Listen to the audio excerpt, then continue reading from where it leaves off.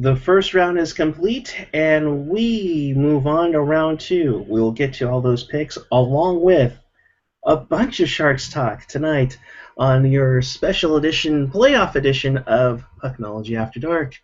I am Eric, also known as PuckGuy14 on Twitter and Facebook and Instagram, yada yada yada. If you want to be a part of the show, do that.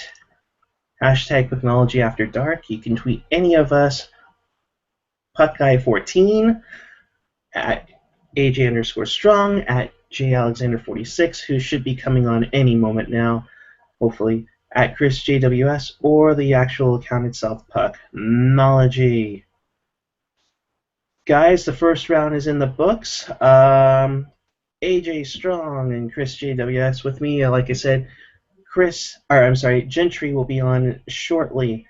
Guys, good evening to you. Hope you guys had a lovely week. AJ, overall, a nice Game 7, a 2-0 victory by Tampa Bay, sends them on to round 2 against Montreal. Yes. This victory brought to you by Deschutes. So, yeah, quite the interesting game. A hell of a lot more penalties were called in this one than I thought would be for a Game 7. Still stinging a little bit over the Islanders not being able to pull it out, but what are you going to do?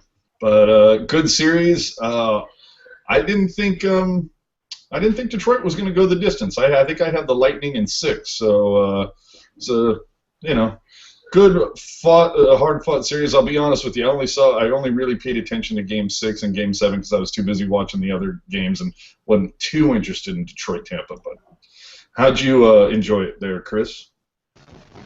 Not so much because I like being right. I picked Detroit in 6. Was looking all right for a little bit there, but those last 2 games didn't go their way, and yeah. After Game 5, I thought you had it. Yeah, I thought once they were up 3-2. I was feeling like a visionary for a minute there, but yeah, we'll get to my picks because I did not have a very good first round. Well, yeah. I think Eric is the one that's at the bottom of the leaderboard right now. Well, let's take a look. This is what we had. Actually, I went perfect in the East. AJ got 3 out of 4. 3 for 4. The goddamn Islanders just let me down there. But you know what? It did go Game 7, and it was decided by 1 goal. So that could have went either way. Right. I'll take solace in that. Yeah, Chris went 2 for 4 in the East. So yeah, I'll just let that go there for a moment because I got the entire East right. So 4, 3, and 2 on that one. Not bad, not bad. As for our West picks, this is where I really crap the pan. But I was the only one who picked Minnesota in the West. AJ almost got it right. He got 3 out of 4 himself with Anaheim, Calgary, Chicago. Chris went 50-50 with Anaheim and Chicago. I got 6 out of 8, I believe. I did as well. Yeah, and Chris went 4 out of 8. So, wow. Not bad. I mean, that's a stunning lack of success there, Chris. I went 500. I mean, it's enough to get me mutually departed from the 49ers. There you go. Boom. We have a lot of mutual departures around here, so I guess I have to mutually depart from Pucknology After Dark now. No. No one's voted you off the island, bro. The tribe has not spoken yet. So let's quickly tap into the Sharks gathering. When we last were with you, Hasso Plattner had wrote a quick little letter to the fans of as to what he sees the team going on and going with.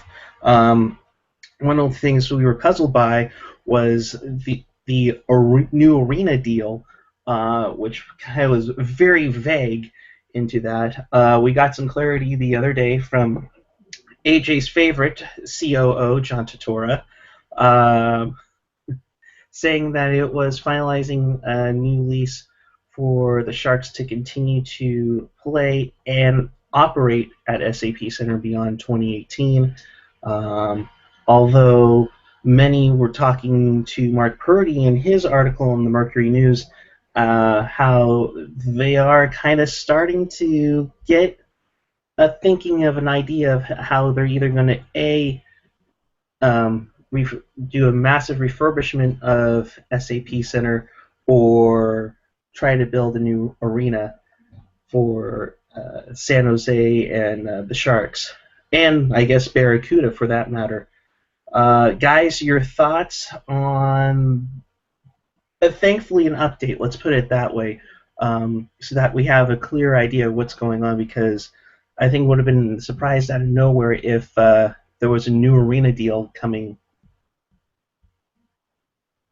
Chris, I'll go with you. Yeah, I gotta check with that a bit. I mean, not that big of a surprise. I figured that was coming at some point. Plattner's letter, I mean, that was pretty vague. I don't know. I don't have too many thoughts on it. I'll let AJ go. I'm interested to hear I'm interested to see if we will hear about the length of the extension once they actually sign it. Is it going to be 10 years? Is it going to be 15? Who knows? And I'm sure it all has to do with what San Jose is willing to put in financially to maintain the building. At this point, it's not the oldest building in the league, but I believe it's getting close. You've got what is it? Joe Louis is eventually going to. Well, actually, let's start with the Islanders. The Islanders have played their last game at Nassau. They'll be in Barclays Center next year in Brooklyn. The Oilers are leaving Rexall Place after next season when that opened in '74, and eventually Detroit. I'm a little surprised. Obviously, Joe Louis needs to be replaced, but I'm a little surprised Detroit is getting a new arena just based on the financial hardships in that town. But apparently, a new arena has started to have been built. So the Red Wings got to leave there at some point, and I would imagine it'll probably be in the next, before the end of this decade. So there you go. So hopefully, also the Saddledome is actually older. Yeah, I was gonna say. Okay, Calgary. So you've got Calgary, but either way, especially when you're in the technology hub of the universe, you would think that you want to have all the goodies and everything. So oh Lord, didn't we already do that with Levi's Stadium? Yeah, look how well that worked out. So I'm sure there'll be some money, to repair the roof and to make some upgrades here and there. But I would expect that the Sharks. I'm hoping that they sign a 10-year deal. I don't know that it'll be that long, but that's what I'm hoping for. What about you? Wi-Fi on everything, all kinds of luxury suites out the ass and stuff. I'm sure that's what it'll be. Of course. Make Jed York proud. And a sunroof. Of course. And vegan hot dogs, please, if you will. No. Oh, I'm. And bottled water for $5.75. Small TVs everywhere would be outstanding.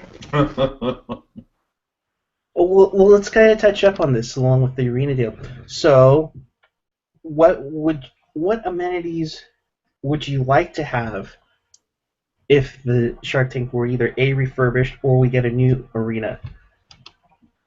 That's the whole thing. I can't think of anything. What about you, Chris? Honestly, I don't really have that much because, I like it just fine as is. Maybe if I had more money, maybe I would enjoy. I'd want more amenities. But honestly, I reside up there in not quite in the nosebleeds, but occasionally I splurge and go lower bowl once a year, maybe. But yeah, I don't have that much money, so. Well, and I think next season it might be a little cheaper to go lower bowl if you're at the right place at the right time. But for me, the only improvements I can really see is there are some seats that don't have the cup holder. Most do, Like 95% of them do, but there are some that don't. It'd be nice if they. And I think a lot of it has to do with the flip up, the pop up seats that they use down. That those actually weren't seats back in the day, and that's when they expanded. I mean, and that's piddly shit. We can get along without that. Honestly, for me, and it's just a selfish request, I'd like them to have a better selection of craft beer. That's pretty much about it for me. Dude, reading my mind. That's actually what I was about to say. Like, I mean, that is one thing I can say about Levi's. They got the craft beer. I think an expand more of a bigger menu over at the Shark Tank. But yeah, I'm with you guys. Maybe the Wi-Fi gets a little bit better over there. I mean, that might be the biggest thing, but that's it. There's nothing wrong with it.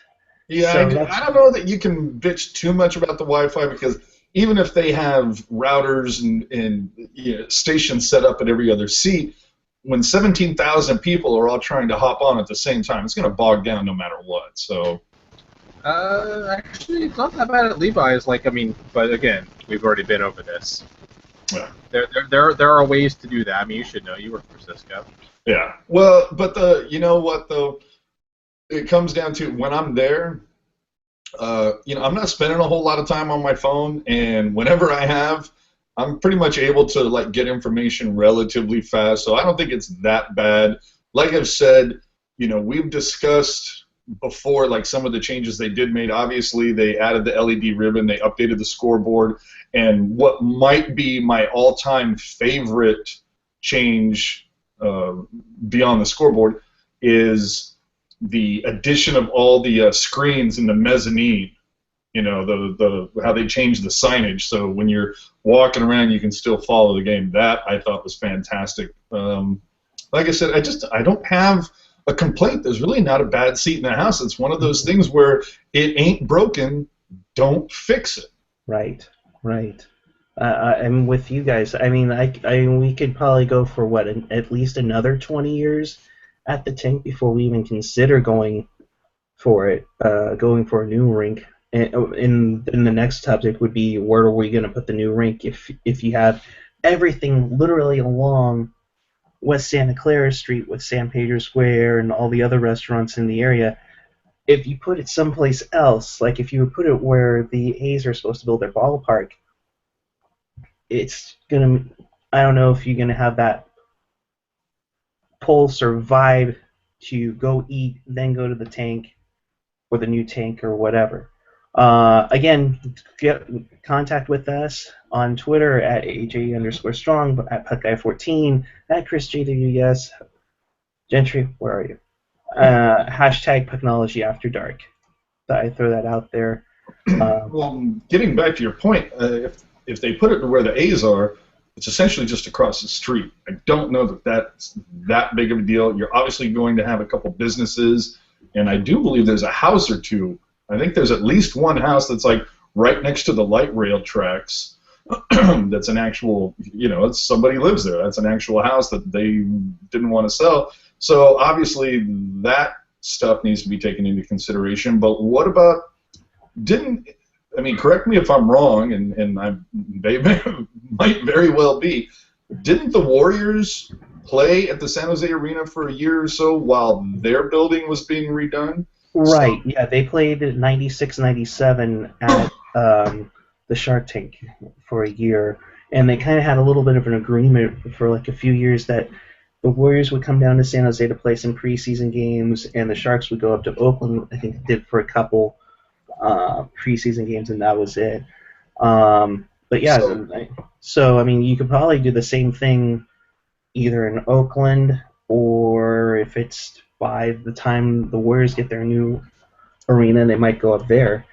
Well, that's what I was thinking, is maybe it's a case of if the calendar or the time clock, whatever, if it all works out well, then maybe it's a case of, say, 5 years down the road, the Warriors are comfortably ensconced in their brand new shiny diamond over there on the waterfront in San Francisco. You've got Oracle just sitting there. Maybe you take a little bit of money, retrofit it more for hockey, and the Sharks play there for 2 seasons while they implodes the Shark Tank and build a brand new facility on the same spot. That would make sense. It wouldn't change So in much. other words, they won't do it. Right. Well, what I'm hearing is I don't think Oracle's going to last much after the Warriors leave it because that's expensive to maintain. Same reason why Candlestick's not going to, didn't stick around after the Niners left. Obviously Well, not as old. I can understand that, but if they're going to get 40-something hockey games when instead of being blacked out, I mean that is some revenue that they could potentially use. Who knows? And also it has to do so much with at that point what is going on in 5 years with the A's and the Raiders. Is one of them moved to LA? Have they both relocated? Who knows what we see? I'm sure another blue ribbon panel is right on top of that right now. And it would make sense for them to do it. Go ahead. Sorry, Chris. Say I was just going to make a comment with the blue ribbon panel, I guess, right on top of it, meaning non-existent. Oh, boys. With that said, We should get a blue ribbon panel to decide what happens with the Sharks. absolutely. But with that said, I think my whole thing is I would be interested to hear it. Obviously, we're all happy that the Sharks are staying here for the foreseeable future. But I would be very interested to know what I don't care if they get into the monies for how much it costs to improve and blah, blah. I would love to know, though, if they're going to let us know of a time, like how long that lease is, if they'll make that information public. That's all. Yeah, it would be nice to know and kind of get an idea of what their plan is for long term. Wink, wink, hint, hint. Talking to you, Doug Wilson. Speaking of which, we'll kind of go as Doug is searching for a head coach. He's not searching for a general manager? No? Damn! Apparently not. I know. Apparently, Hasso is right on board with the new rebuild plan, with however long that's going to take.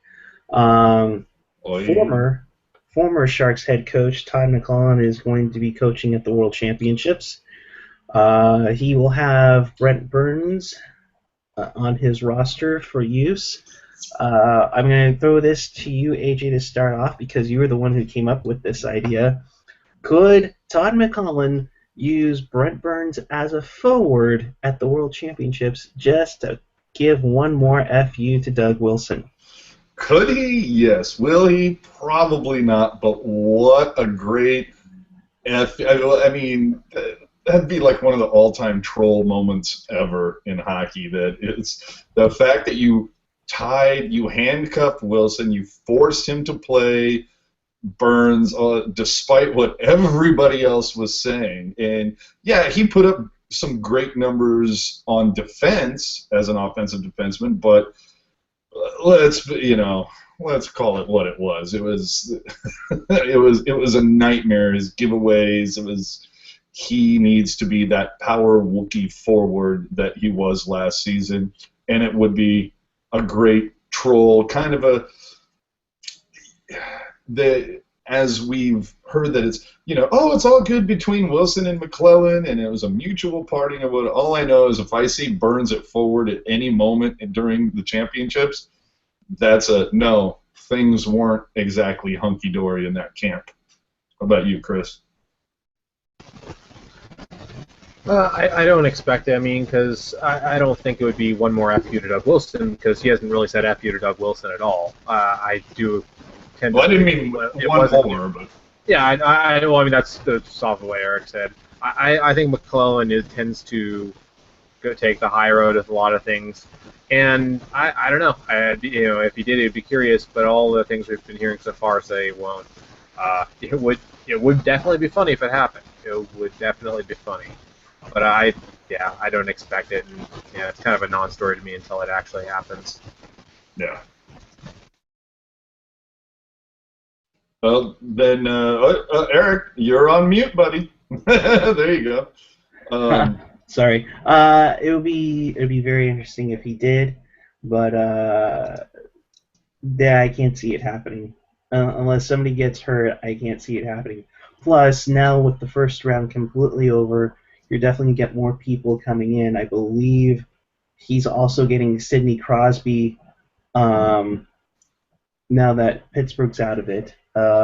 With Detroit out of it, he could be getting some other people, which is kind of a great segue because speaking of head coaches, we have an opening here in San Jose, and now that Detroit has gone like in sync and went bye bye bye, is Doug Wilson getting on the phone with Mike Babcock? I would be. I'd be, hey. Is it official yet, or is it as good as official? I mean, the most of the prognosticators, but then again, we're talking about people like Mike Milbury and Keith Jones who almost guaranteed you that Montreal Ottawa was going to Game 7. So who knows? But there's a lot of prognosticators saying that if Babcock did not get out of the first round, that it'd be time for him to go. So how likely do you think Babcock coming to San Jose would be, especially since he's able to talk to McClellan about it and bend his ear? And how bizarre would it be if Detroit and San Jose essentially traded coaches, kind of like Vancouver and New York did, 2 seasons ago? I think it'd work out a lot better, for one. But yeah, I said that would be pretty cool. Yeah, a couple shows back, if we got Babcock, I would be pretty happy because to me, it's essentially as good as Todd McClellan and arguably better. So I would definitely take that in a heartbeat. I would say that, yeah, you would definitely take it very easily. You gotta wonder if Todd has put his 2 cents into Mike telling him, you sure you want to go over there? Or for that matter, if we were to get Babcock, how much would that quickly move along the rebuilding plan? Because we all know Babcock would probably is wanting to win another cup. Are you going to be pushing it a little bit more? Kind of like with Todd. Todd was always wanting to go win it all. Do you see Babcock trying to tell Doug, Doug, I know you're doing this rebuilding thing, but I want to win a cup? Go ahead, Chris.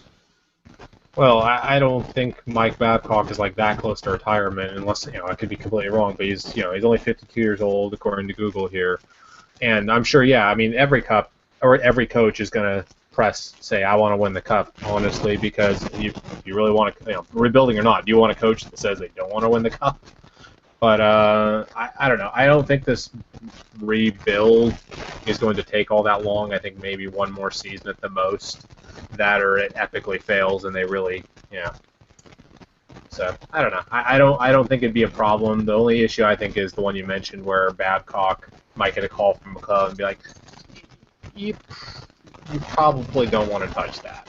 It's that 49ers level toxicity where like nobody is returning their calls these days. Yeah. Well, I mean, Babcock would obviously be a great get, which probably means he won't end up on the Sharks unless they back up a truckload of money, and based on what they did with the salary cap this year, I don't know that I see that happening. They may, in fact, take this "we want to be like the Niners" thing all the way to the next level and say, yeah, we're going to go find us a cheap coach yes man as well, like the Niners did. Who knows? Who knows? I know Mark Crawford's available. I'm sure he wants to get back in the NHL. He'll be cheap. I mean, I'm available. I'll be cheap, and I can be a totally yes man. I would. Look at my lower third, Sharks. I'm looking at you guys. Hire me. Seriously, I will help you. Yeah, I'm good. Like that's all I need. You have to pay me even $1 million. Wait a minute. $100K in San Jose is not going to get you an apartment, good.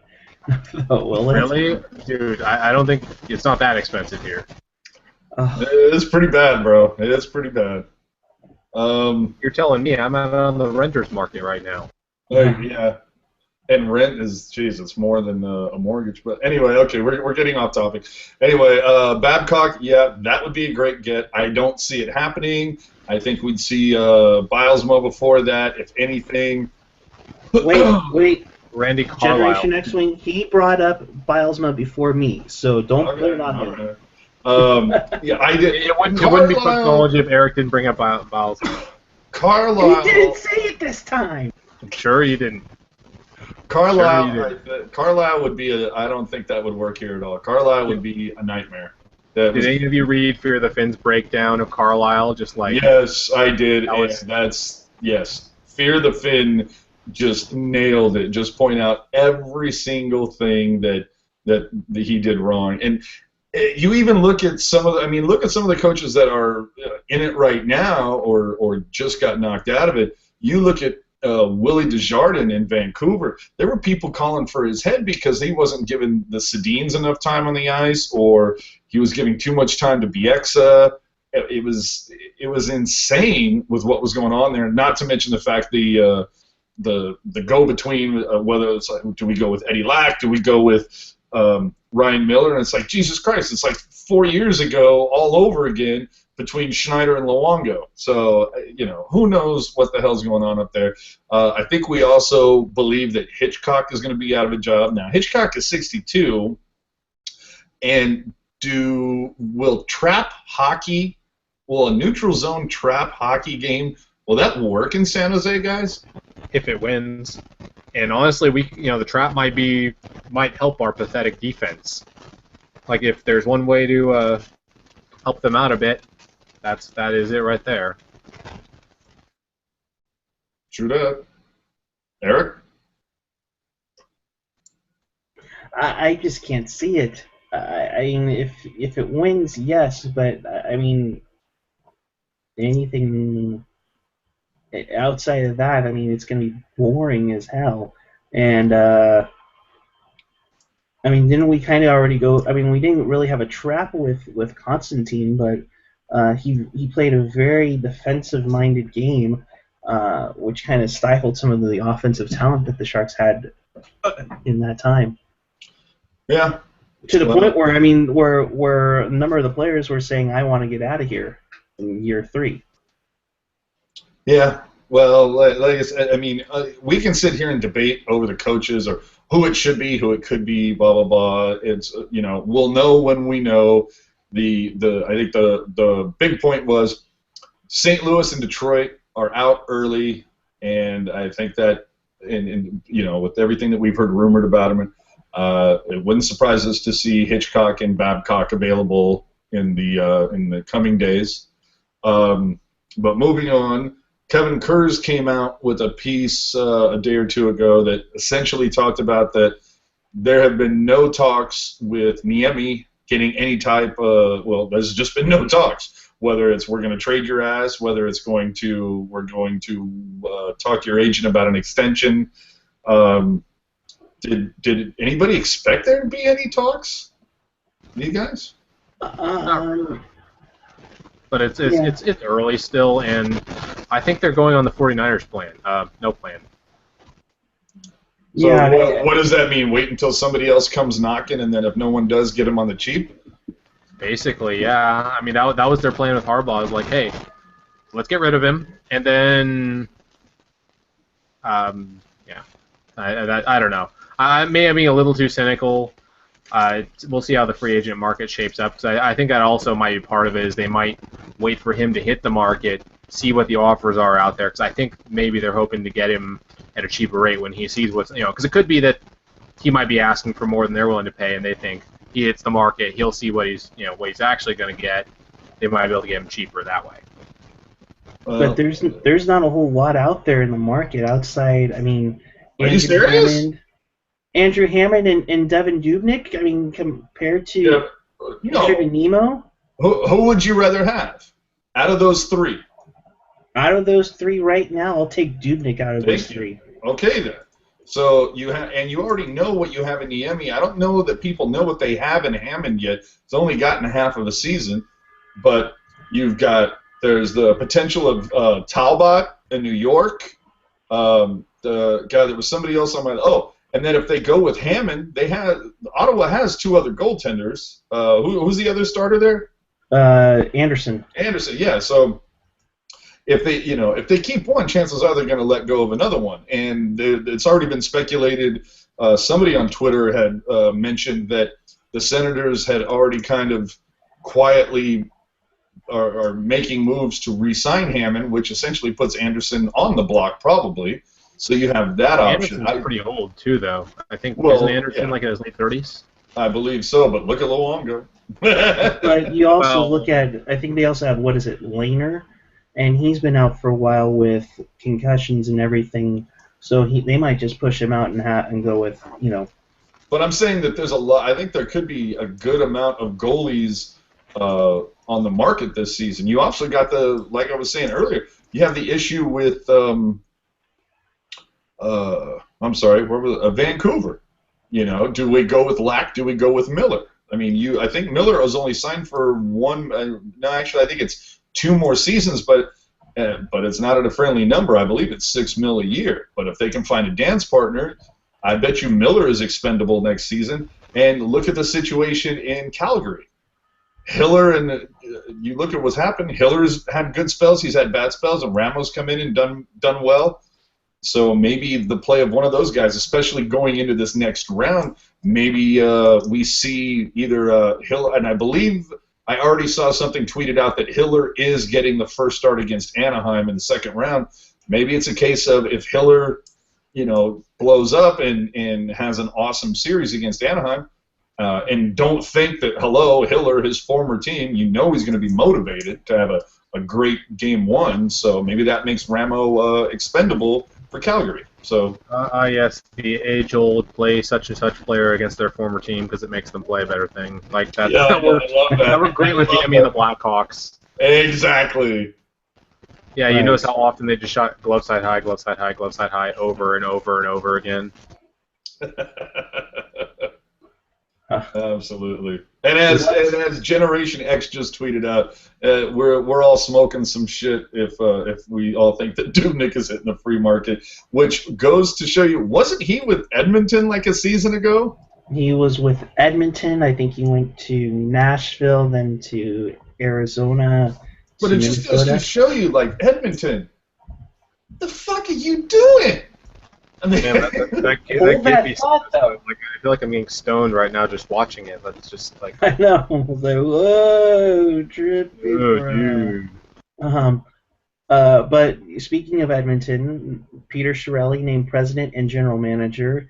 All of a sudden, everybody, especially up in Canada, the hockey news, like, oh, now they have a GM and president. Now they can go places. They got a new arena coming. All of a sudden, it's like we're preparing the parade route in Edmonton when last time they were in the playoffs was when Vesa Toskala single-handedly gave away the Sharks' best chance at a Stanley Cup to Sergei Samsonov. See, I don't think that was the Sharks' best chance of the Stanley Cup. I think the Sharks' best chance was 2004. 2004, no, I'd actually argue 2013. 13, yeah, but I would say 06 mainly because they were essentially the top seed in the West when they were the number 5 seed, if you remember, and the top 4 seeds all went out. Yeah, I remember that. That was yeah, and one time they were actually the top seed and they went out in the first round. Yeah, so well, you know what's funny is that I remember seeing an article a couple seasons ago that some guy tried to make a point or somehow tried to make some defense that the lockout of 2005, that would have been the Sharks' year. Like they were right up against Calgary. I completely. We have one imaginary Stanley Cup. Exactly. Suck it, Vancouver. It's just like the imaginary World Series championship in Montreal. Well, and we'd be remiss if we didn't at least throw a shout out to the Woo, the little Sharkies. They lost the first two to Hershey, but they have won game 3, 2, 4, and in the AHL it's best of 5, right? Not best of 7. In round Best of 1. 5. Yeah, in round 1. Okay, so they got to win 2 more. Will they do it? Who knows? But Grosnick, from what I understand, had a pretty good game tonight. I think he had 27 saves on 28 shots. Tierney had a goal. Fadoon had a goal. So hopefully the Sharks that got some time up here keep doing well for them in the next couple of games. So go Woo! At least there's somebody wearing the Shark logo that's in the playoff right now. And that's the other thing. The moment that the Woo Sharks are eliminated, this logo will no longer be in use. Until next season, until this October, when the 25th anniversary jerseys are released in the Shark store. We can only hope that's the case. If they don't, that would be galactically stupid. You're just hoping that they got like that one plus like the jersey design from like the early 2000s. Bring them all back. 25th anniversary. And that's, you know what, dude? That's not a bad idea. Financially, not a bad idea at all. Seriously, make more money that way. Like, so, like, I gotta get one of those. Gotta get one of those. Yeah, and you know what? And you do, you do some like gift pack, or not a gift pack, but you know what I mean, where it's like this jersey by itself, the first gen is $120, and the second gen $120, or you can buy all 4 for $400 or whatever. But you put it together, and remember, yeah, $400 or $500. Like $20 a jersey that way, and yeah, people. Yeah. I would consider that. Yeah, $400, and you know how else you get people to buy that is you give them a tweet up button for free. No. You get a handshake from John Turturro.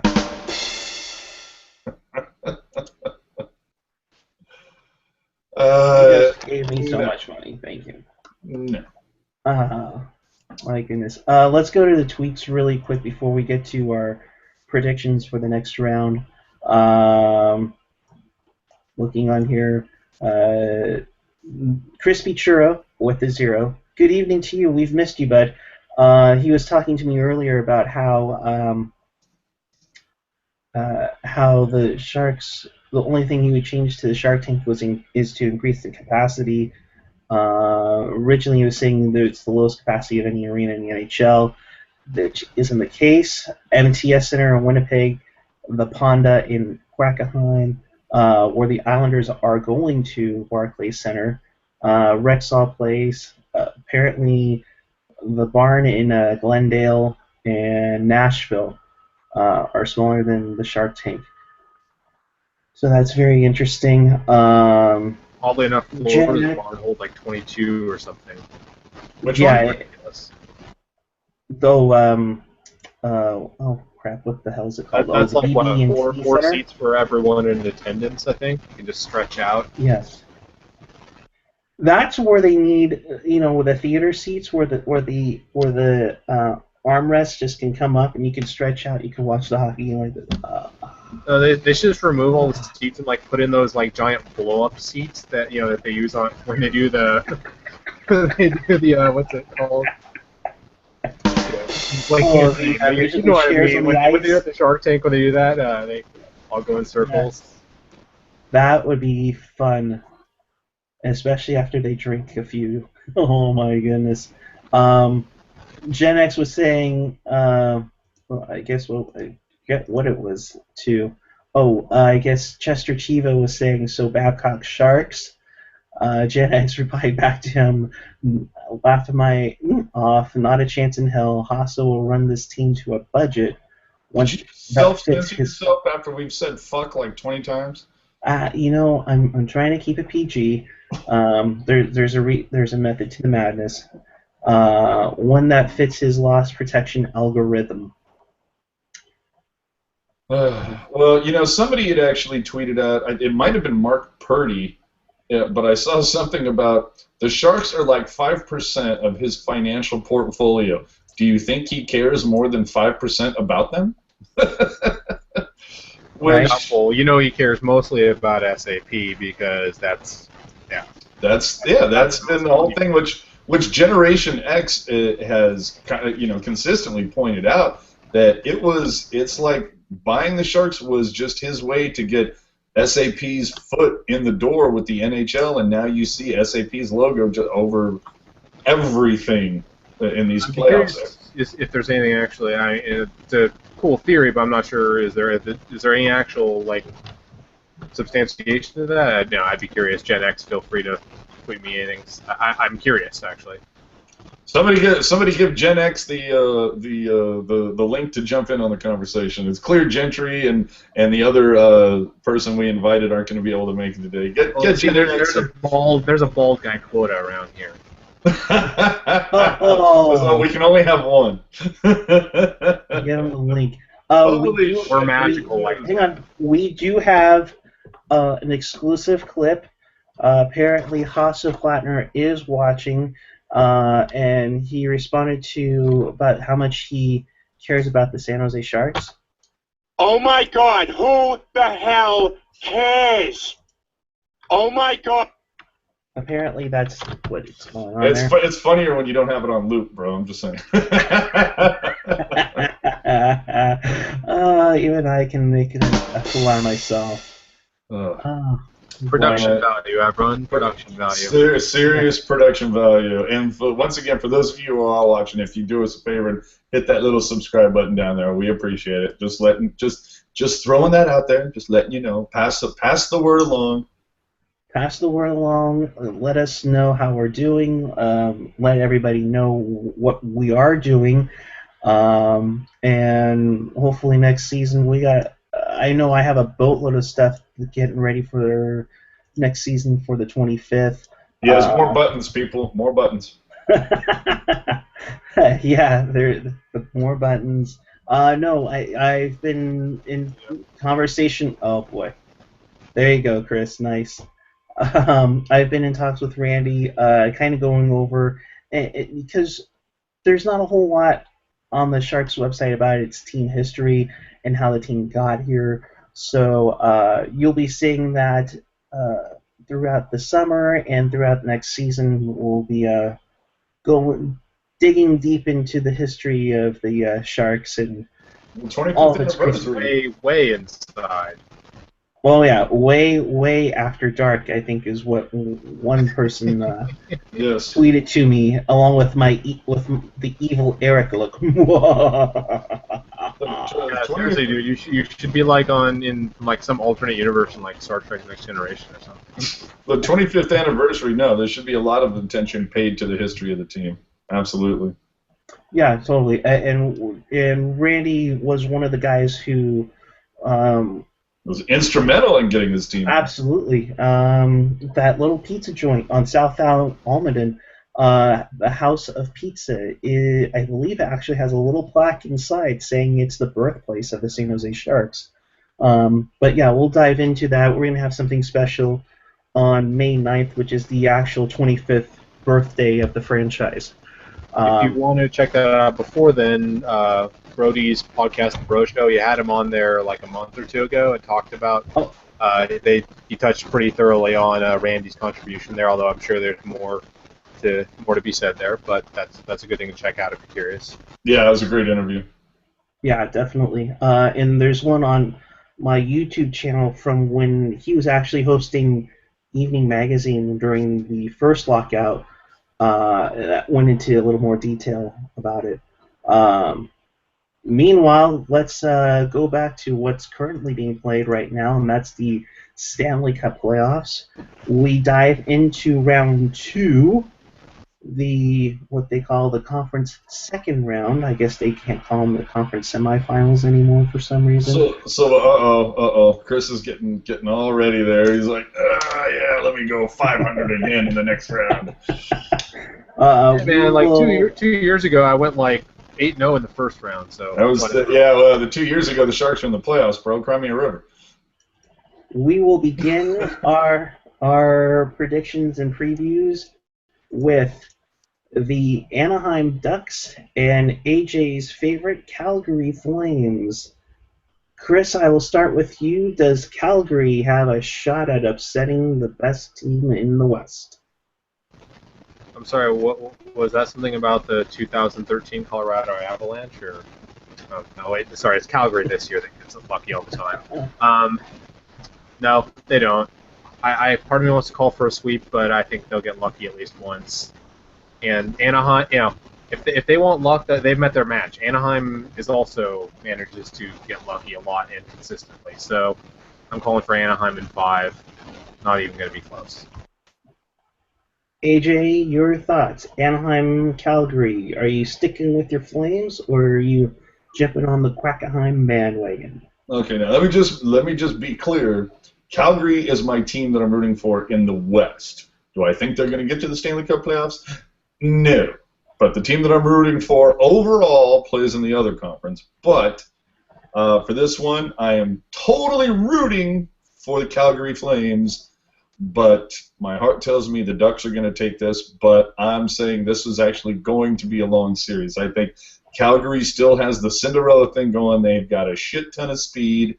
I don't know. They're the Cinderella team, but I think they drive Anaheim to the brink in 7, but Anaheim ultimately becomes victorious. This will be one of those home series where the home team, home ice makes a big difference. I'm kind of with you guys. Gentry and I, actually, our picks are in agreement here, so speaking on behalf for him as well, we both thought Calgary will steal a game, maybe game 2 in Anaheim, but Anaheim will be too much for Hiller and Ramo, even though Hiller is going to be wanting to shock his old teammates. But I believe Gentry picked them in 6. I picked them in 5. So we'll go on to the other match. Let me mention just one thing about the Calgary Anaheim series. You look at the first round, both Anaheim and Calgary. That should be a fantastic series. Look at the first round matchups that they played. Both teams just absolutely owned and dominated the third period. How many times? Look at what happened with the last game that Calgary and Vancouver played. Vancouver was up 3-0, and they lost. So both those teams have just had big comeback games throughout the first round. So I expect the third period of every one of those games to just be awesome. Apparently, up 3-0 against Calgary Flames in the playoffs is a pretty dangerous lead.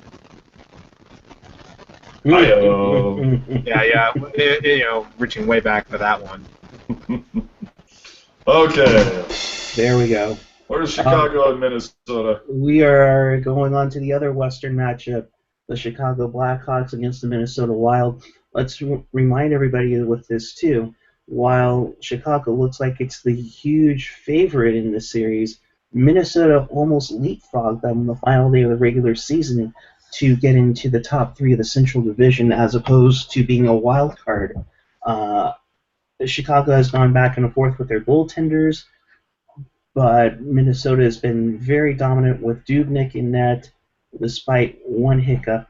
What was it, game 4 against St. Louis? So, guys, Chicago, Minnesota could be one that goes the distance. Your thoughts? On this one, I don't think this is the one that goes the distance. I think Chicago they're just a bit more balanced. They've been there before. Minnesota, I don't know. I just don't have a lot of faith. They beat St. Louis in the first round, which is like beating the Sharks. It's not that difficult. St. Louis doesn't have a whole lot of postseason success over the last decade. So I'm going Chicago in 6. They're just a deeper team with more experience. I like Minnesota to challenge them. I'm picking Chicago to win in 7. Minnesota is very good at their north-south game. They definitely have their games off, but if they get up early, they can take it to you. I mean, that's kind of how they go. If they do well early, they're usually very good. If they don't do well early, they tend to get their asses kicked, like in that game against the Blues. and their goaltending can be shaky at times. So yeah, I think Chicago in 6 or 7. I'll pick 7 though. Chris, AJ, you ignorant sluts. Uh-oh, he's going for the upset again. Oh my goodness. Like that worked really well with Winnipeg. Like that worked well with Washington. Worked great for me with Calgary, but I'll let that go. We always talk about what? Oh, how we wish the Sharks would ride a hot goalie throughout the playoffs. Minnesota has that with Devin Dubnyk. They have Zach Parise or Parise. Do you even Game 5, bro? Do I even Game 5, bro? Hello, they took care of. Oh, St. Louis is really gonna get it this year. This is St. Louis's year. Oh yeah, they're like, bye, Felicia. Let's put it this way: Crawford's shaky. Darling has now become not invincible anymore. One bad check to Kane, and he's sitting on the bench again. Yes, I'll give credit that maybe Chicago has a better offensive defense, but no. It'll go 7 games, and Minnesota will take it. And that's, I think, what Gentry picked as well. So, to recap, in the West, here are our picks for the Western Conference Final. We are all taking Anaheim to go on. AJ and Chris are taking Chicago, while me and Gentry are taking Minnesota in what would be a rematch of the 2003 Western Conference Final. So we move on to... Well, in case you missed it, Eric and Gentry are both taking Minnesota. And when you guys are wrong... We'll see, motherfucker. You don't see me clapping hands over Calgary. Go ahead. What's next? Oh, right. You weren't giggling over on Twitter about it? Are you kidding? I was not. I wasn't giggling. I wasn't holding it over your guys' head. I was holding it over Vancouver's head. Uh-huh. Go ahead. You only picked Calgary just because of TSN 1040 and the cry out afterwards. No, I played Calgary because I liked what they did, but my bigger thing was it was Vancouver, dude. I will never root for a team against Vancouver. We do have one quick mention before we get to the East on Twitter. Please tell me from Gen X that you didn't pay money for that shirt. Tell me that you actually won it. I did win it. I won it thanks to Michael Hanzu's game-winning overtime goal in Game 5 of the conference final last year. There you go. Okay, so yeah. And so before that's we why get to I give the it a East, good love. okay, before we get to the East, clearly Chris has a comment from Fox Wilson. Go ahead, Chris. That would actually be Doggy Wilson. Doggy Wilson. Yeah, something to the effect of so grit, very lucky, something, I don't know. I can't think of a meme right now for Calgary, but there you go. Snoop Doggy Wilson. All right, let's bring on the East, boys. Let's bring on the East. We'll begin with the one that we knew already. Oh, the classic matchup of the Rangers and Capitals. Ovechkin versus the New York team. Boy, howdy. If Pierre's excited about this one, I don't know what will. God damn, was Pierre just... You could literally hear his chubby going soft when Pittsburgh got knocked out. So I don't know what I'm going to do with myself. How am I going to... I'm going to have to go to the World Championships. Maybe I could talk to Gord Miller about being there with Sidney Crosby, the greatest hockey player ever lived, until Connor McDavid comes into play. Ugh. So, anyway... it's still NBC division. I'm sure he's still pretty happy because you can't... as far as NBC is concerned, you can't lose, no matter what the matchup is, unless it's like the friggin' Blue Jackets or something. Yeah. Well, Blue Jackets, Hurricanes. Yeah. Go ahead and start us off on this round, Eric. Oh, me? Oh, okay. I picked Washington last round. I think New York is overall the better team. I think New York is in their heads. And plain and simple, I mean, how am I going to go against the pick I picked at the prior to the playoffs? So Rangers, I say it goes 6. Caps, they are going to have a good run. It wouldn't surprise me if they send it to 7, but I'm not sure if I could see them winning it, especially since they had the Islanders give them hell in 7 hard-fought games. And that would Chris? be, and Gentry said it would be a sweep. I don't know about the sweep there. That's a little much, but I expect the Capitals. Yeah, they had to fight pretty hard to get past the Islanders. I think the Rangers are a better team than the Islanders by quite a bit. The Rangers have been resting at home. Rangers in 6. Well, speaking of sweeps, it looks like this is going to be one with a clean sweep. I'm also going Rangers in 6. And as along with Eric, my pick at the beginning of the playoffs was the Rangers winning the cup because 2 words: Dan motherfucking Boyle.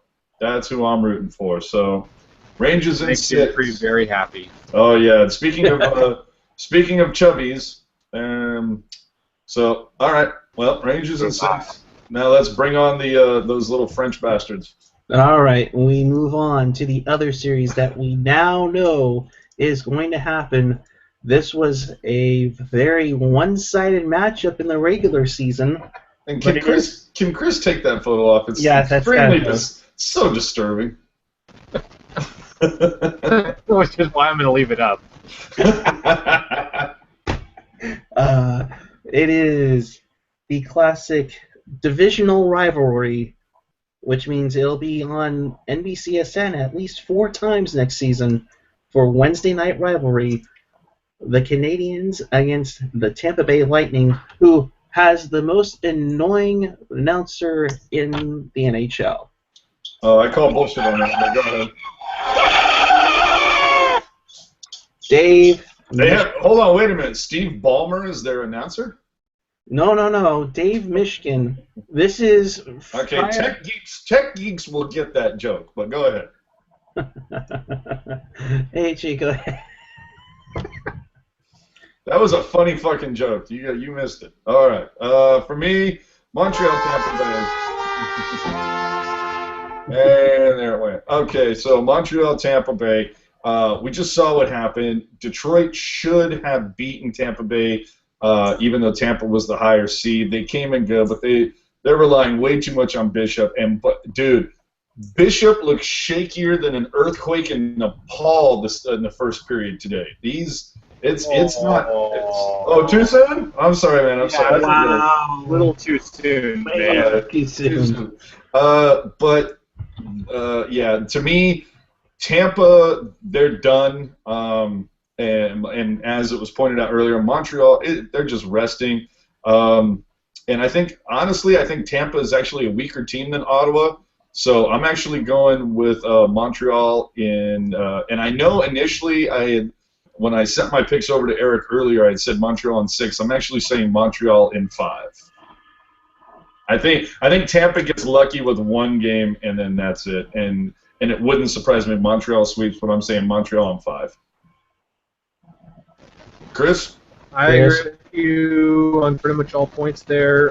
Montreal, I looked at the season series. They kind of whooped ass on the Lightning all season long. I say they get lucky once, and they actually play the better game once. So I'll give them 2 wins in that series. So Montreal in 6. AJ, Chris, you ignorant sluts. Oh, Jesus Christ. If you take Say that to my doggy face, you motherfucker.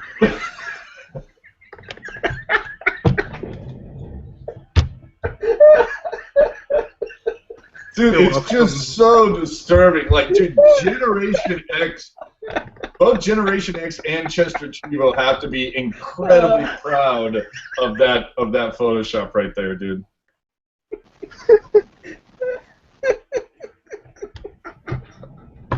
It's really fucking funny when you stare at it, man. It's just so funny. Oh, damn. Okay, Gen X. All right, Eric, mute yourself for a second. We got a joke here. Just put it on mute. So Gen X, apparently my shakier than an earthquake in Nepal joke wasn't as good.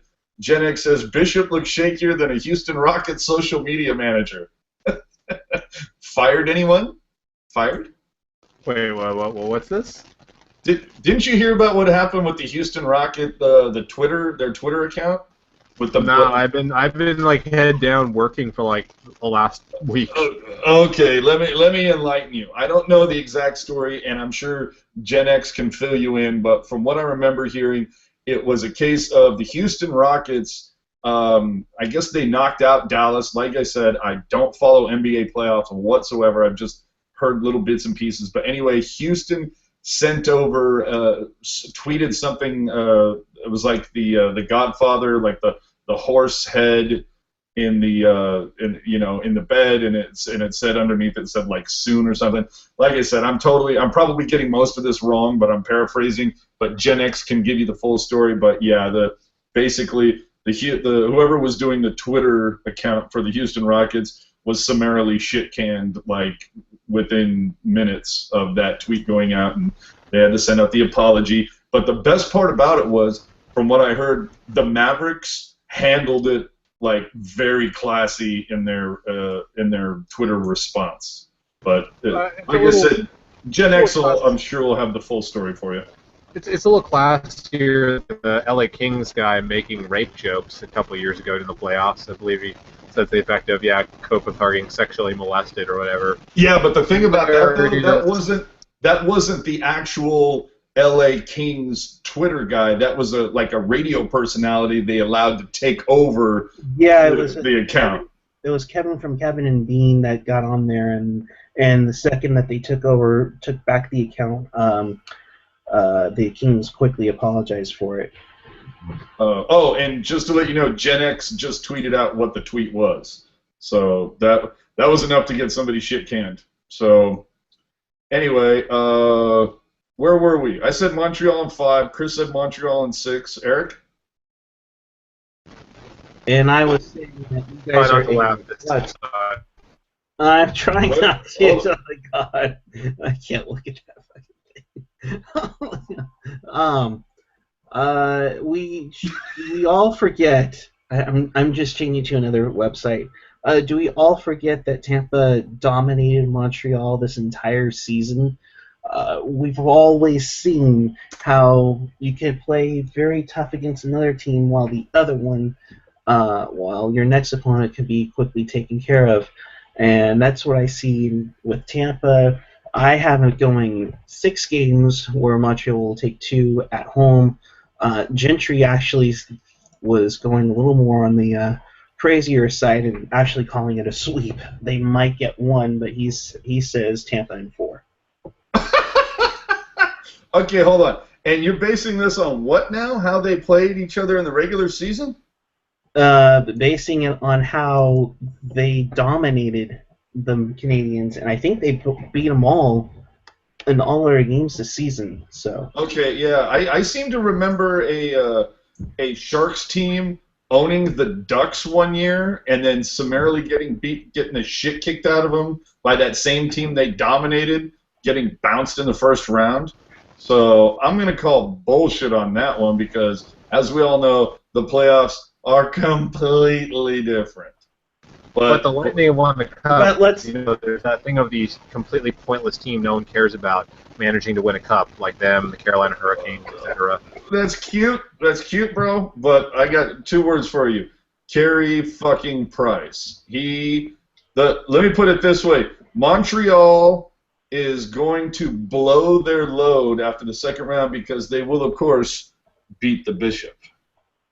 Oh boy. Come on, you know it was coming. Dude, if you can sit there for 20 fucking minutes with Dog Wilson as your fucking shot, I can come up with some silly jokes. Alright? Don't give me any shit. Oh my god. We've lost our minds. This is just crazy. I made 2 bad jokes, I'm an asshole, but this guy's got Dog Wilson up there for 15 minutes and he's cool. Okay.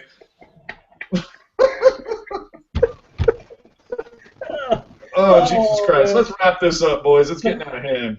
Oh, boy. This has been great. But here are overall our predictions for the second round. Who will play in the Eastern Conference Final? AJ and Chris are going with the classic original six rivalry, Montreal and the Rangers, a rematch from last year. While Gentry and I will be predicting a battle of the Boils. Okay, wait a minute. Lightning. Wait a minute. So you and Gentry picked the exact same shit. AJ and Chris picked the exact same shit. And did that also happen that way in the Western Conference too? Yes, it did. We'll go back to the West. So Chris and myself have the exact same picks, and Eric. So two people are going to go home really sad, and two people are going to be really happy, or it's going to be a case of everybody goes 500. I was going to say, you're probably due to go 500 with me, because that seems to be my lot in life this year. And just watch all those series. Oh, Gentry, you ignorant asshole. Just as we're like fucking like ready to log off, you fucking hop on, you asshole. Yeah, better late than never. What's up, Gentry? Did you seriously, like, how fucked up were you when you said Tampa Bay would sweep? Like, just how how many Dan Boyle chubbies had you had rubbed out at that point? Oh, okay. So let's put it like this. Other than Carey Price, Montreal pretty much has nothing. I sit there and think that, like, you have a bunch of young guys who barely showed up. I mean, they were almost getting their asses handed to them for 2 games against Ottawa. And honestly, and Ottawa's a better team than Tampa. Well, this year, honestly, if you were to look at the numbers from this year, Tampa has Montreal's number, and all it takes in the regular season. The Sharks had Anaheim's number one season. What happened? But remember, the Sharks also had the Vancouver Canucks number 1 year, and guess what? We swept them. Yeah, and then there was the other year where we pretty much had their number, and we got stanchioned. But anyway, I digress. We didn't have their number that year. We actually got dominated that year by them. Or I think it was a split. But I honestly think that Tampa is too well-rounded, and it just takes... If you injure Carey Price, like what happened last year, or a repeat of last year, when Carey Price went down, what do they have? Nothing. Okay, that I will give you. So what you're saying, if you injure Carey Price, so it should have been last year's kneecap, Jonathan Quick. Yeah, I'll give you that, and I'll also give you the benefit that how much would the hockey gods love to see Dan Boyle fuck Tampa Bay in the Eastern Conference Finals. So, that would be fantastic. So that the hockey gods would enjoy that. In fact, I put that in my predictions for the first round with Calgary and Vancouver. I said the hockey gods do not reward divers, and that is why Vancouver will not win. And I was the only motherfucker who took Calgary. Ha! So all of us Dan Boyle as a Gentry going to point out the word stick. You know what I mean?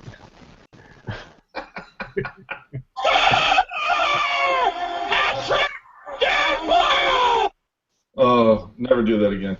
All right. So are we about out of here? We made our picks. We talked about everything. I think it's about time to wrap this up. Oh, final thought.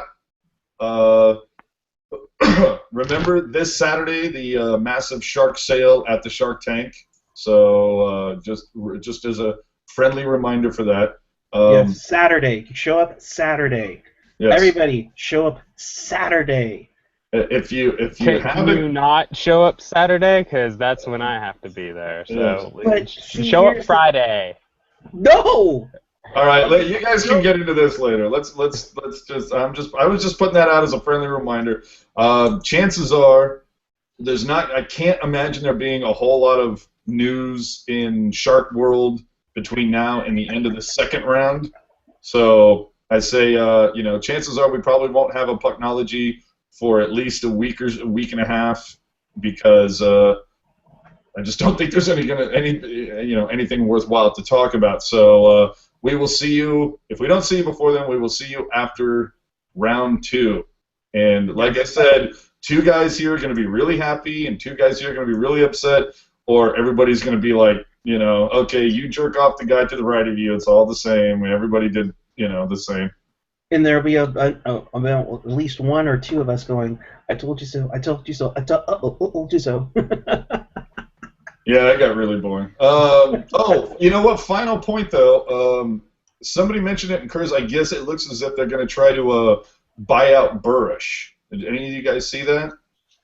Really? Yeah, that it was basically. Does it matter? I mean, same Well, net I know effect, it doesn't. right? Yeah, but it's still. Yeah, but what the case is they're going to have to pay him like his final year, which is I think like 2.8 mil, but only I think if I read it correctly, like only like 975,000 actually counts against the cap. So you know that's hey, you know every little bit helps when you've got an absentee landlord owner who's not spending to the cap by like $12 million. So every little bit that helps. makes no sense then. Doesn't it get spread out over like what 3 seasons now? I have no idea. I know I just caught something, whether it was Kurz or somebody else or Pollock, but You one caught of something them. from Kurz? Whoa. I know, right? Right. Well, that's what happens. Well, you know, he needs to wash before he. Wow. I'm not going to make a joke here. I'm just going to, yeah, I'm going to leave this one alone. That's because it's Dog Wilson in his house. Yeah, yo, Oh. dog, what's up? And in fact, if you could do us all a massive favor, once this is loaded up to YouTube, if you could make that the thumbnail shot, I'd really appreciate it, man. Of course. That's already the plan. All right, Eric, go ahead. First things first, thank you for watching. We should be back before our conference final preview. If something were to break for the Sharks, whether it's a coaching thing, Hasso finds a situation where he's going to let Doug Wilson go or whatnot, we will get on and discuss it. To all our media friends, Brody, Ross, Shalana, Ted, if you're bored in about a couple of weeks and wanted to come on with us, by all means, let us know. Until then, for AJ Strong, Gentry Alexander, Chris JWS, Dog Wilson, I am PuckGuy14. Sharks, please hire me. Keep it real, keep it fresh, keep it real fresh. Good night. Woof.